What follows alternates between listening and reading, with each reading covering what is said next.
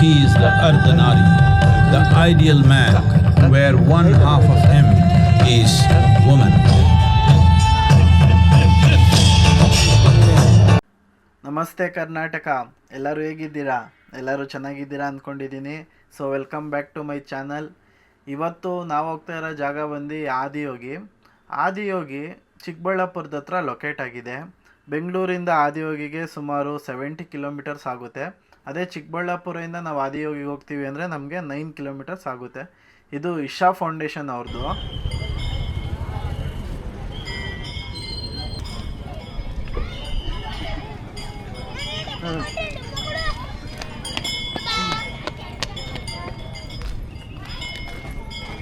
ಆದಿಯೋಗಿ ವಾರದಲ್ಲಿ ಎಲ್ಲ ದಿನ ಕೂಡ ಓಪನ್ ಇರುತ್ತೆ. ಇಲ್ಲಿ ಯಾವುದೇ ಹಾಲಿಡೇ ಇಲ್ಲ.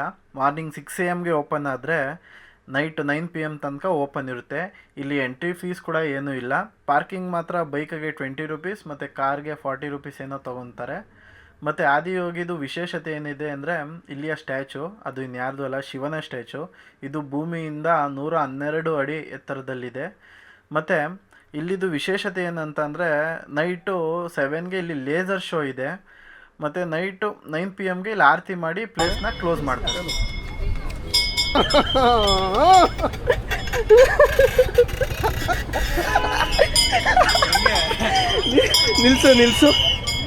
ನಿಲ್ಸ್ಬಿಟ್ಟು ತಿರ್ಸು. ನಿನ್ ಮಕ್ಕ ಎಲ್ಲ ಕೆಂಪಾಗೋಯ್ತು ಗುರು.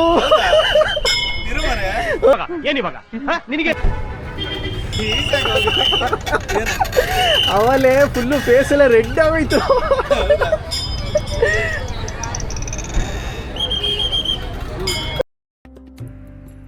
ಆದಿಯೋಗಿ ಅಂದರೆ ಬೇರೆ ಏನೂ ಅಲ್ಲ, ಮೊದಲ ಯೋಗಿ ಅಂತ. ಶಿವನನ್ನು ಮೊದಲ ಯೋಗಿ ಅಂತ ಏನಕ್ಕೆ ಕರೀತಾರೆ ಅಂದರೆ ಸುಮಾರು 15,000 ವರ್ಷಗಳ ಹಿಂದೆ ಶಿವನು ತನ್ನ 7 ಶಿಷ್ಯರಿಗೆ ಯೋಗ ಜ್ಞಾನವನ್ನು ದಾರಿ ಎರೀತಾರೆ. ಅದಕ್ಕೆ ಅವರನ್ನು ಆದಿಯೋಗಿ ಅಂತ ಕರೀತಾರೆ. ಆ 7 ಋಷಿಗಳನ್ನೇ ನಾವು ಸಪ್ತ ಋಷಿಗಳು ಅಂತ ಕರೆಯೋದು. ಮತ್ತು ಆ ಸಪ್ತ ಋಷಿಗಳೇ ಮನುಕುಲದ ಉಗಮಕ್ಕೆ ಕಾರಣ ಅಂತ ಕೂಡ ಹೇಳ್ತಾರೆ.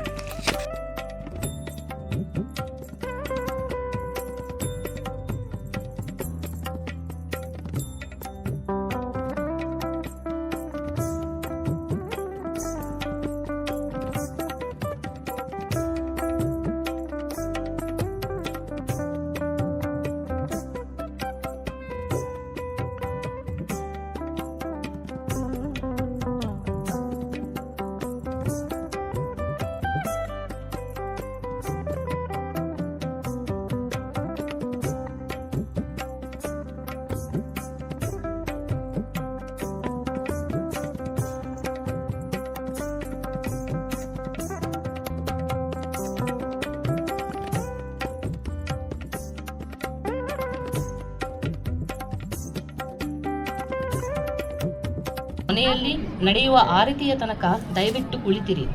ಹಾಗೆಯೇ ಟಾರ್ಚ್ ಲೈಟ್ ಸೇರಿದಂತೆ ನಿಮ್ಮ ಸೆಲ್ ಫೋನ್ಗಳನ್ನು ಸ್ವಿಚ್ ಆಫ್ ಮಾಡಿ. ಈಗ ಸಂಗೀತ ಸಮರ್ಪಣೆಯೊಂದಿಗೆ ಪ್ರಾರಂಭಿಸೋಣ. ವೆಲ್ಕಮ್ ಟು ಆದಿಯೋಗಿ ದಿವ್ಯ ದರ್ಶನ. Please be seated for the entire duration until the arati at the end of Divya Darshana. Please switch off your cell phones including torchlight. We will begin with a musical offering.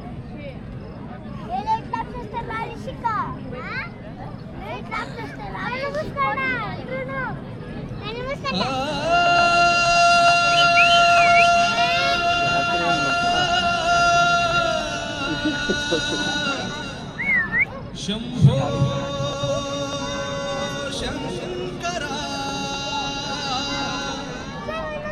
ಶಿವನೊಲಿದರೆ ಭಯವಿಲ್ಲ. ಯಾಕೆ ಲೆಫ್ಟಲ್ಲಿ ಬರ್ತಾ ಇಲ್ಲ, ಬರೀ ರೈಟಲ್ಲೇ ಬರ್ತಾ ಇತ್ತು sound.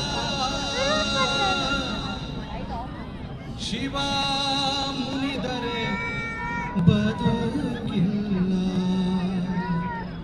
ಶಿವನಲ್ಲದೆ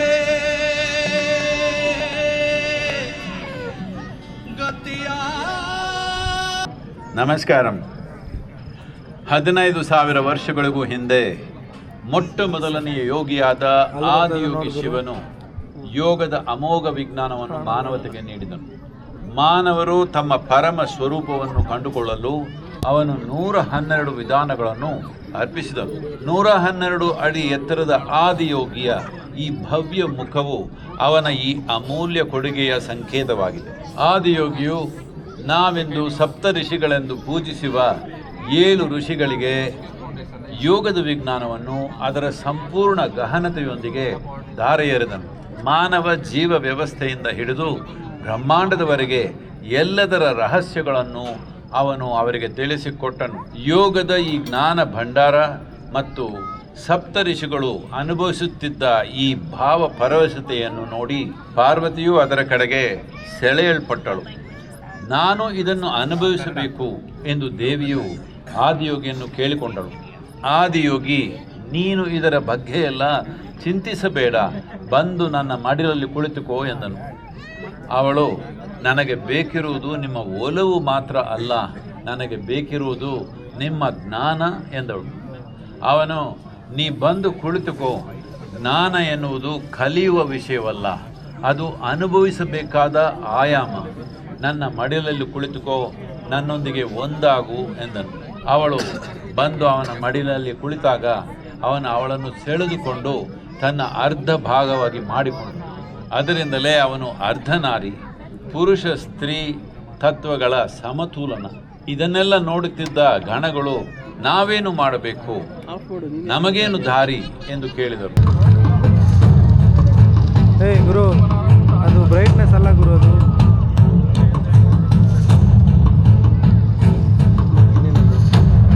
ಅದನ್ನು increase ಮಾಡಿ ಮತ್ತೆ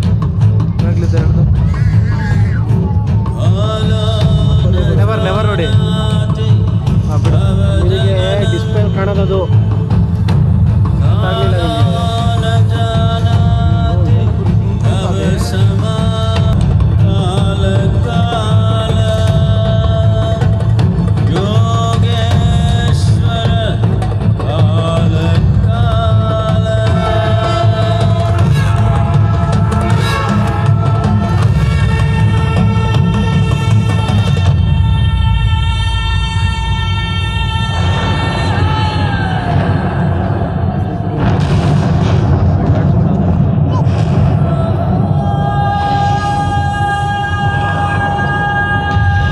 Over 15,000 years ago, a being appeared in the upper regions of Himalayas. No one knew who he was, where he came from. The origins of this spectacular being were unknown.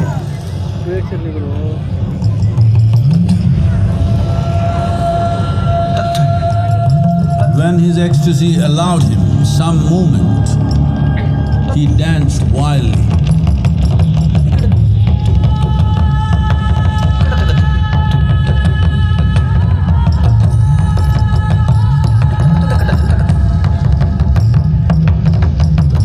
When intensity peaked, he became utterly still. People saw that he was experiencing dimensions that no one had ever known or able to fathom. His ecstasy and intensity allowed him to transcend his physical form. Witnessing an individual human in union with the cosmos, they called him a yogi, as he was the first one, the Adiyogi.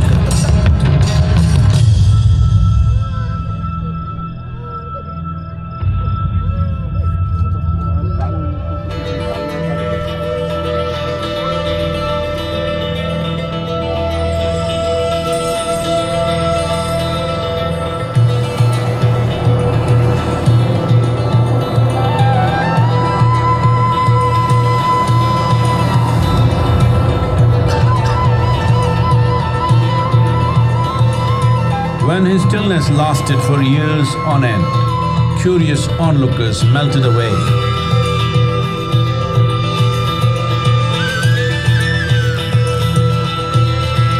Only 7 seekers remained, as they could not tear themselves away from him.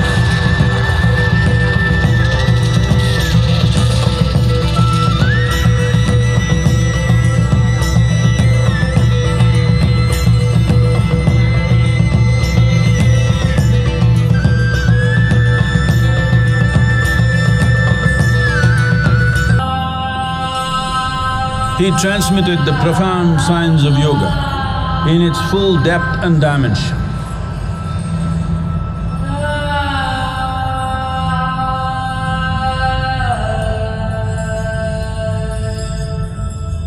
He expounded 112 methods of attainment, offering his disciples access to the deepest innards of creation.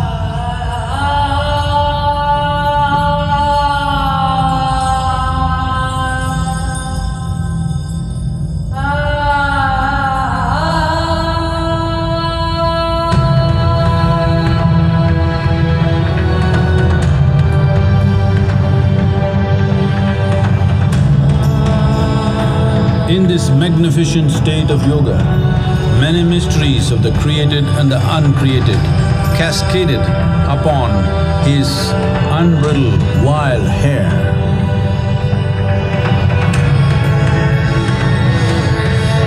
He is the Ardhanari, the ideal man, where one half of him is woman.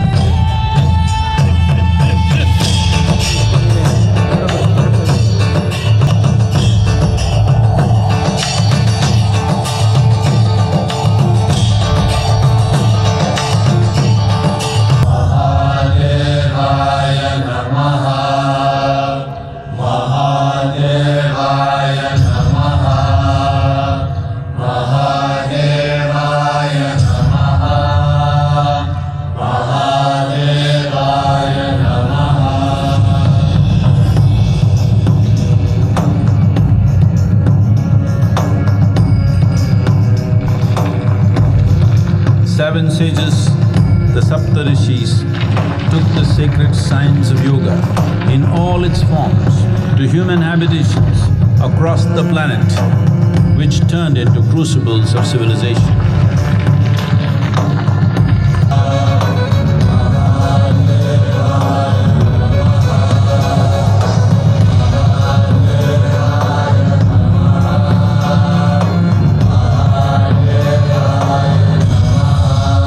This spectacular being is not of the past, but the future of humanity. To move humanity from hallucinations of ups and downs to nameless ecstasies of one's interiority. Mahadevaya Namaha, Mahadevaya Namaha, Mahadevaya Namaha.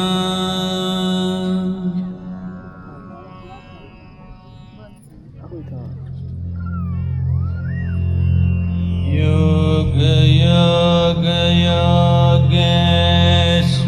Yogeshwaraya, Bhuta Bhuta Bhuteshwaraya, Kala Kala Kaleshwaraya, Shiva Shiva Sarveshwaraya, Shambho Shambho Maha